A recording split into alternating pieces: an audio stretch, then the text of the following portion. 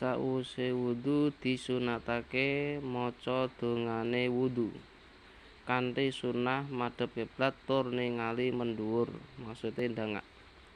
Setelah wudu disunatkan membaca doa wudu.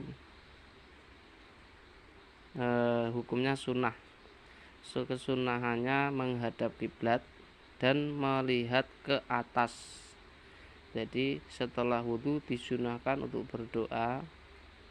Selain berdoa dengan cara menghadap kiblat dan menghadap ke atas. Kelawan ngangkat tangan. Menghadap kiblat dan mengangkat kedua tangan. Iki dongane wudu. Inilah doanya setelah wudu. Asyhadu an la ilaha illallah wahdahu la syarika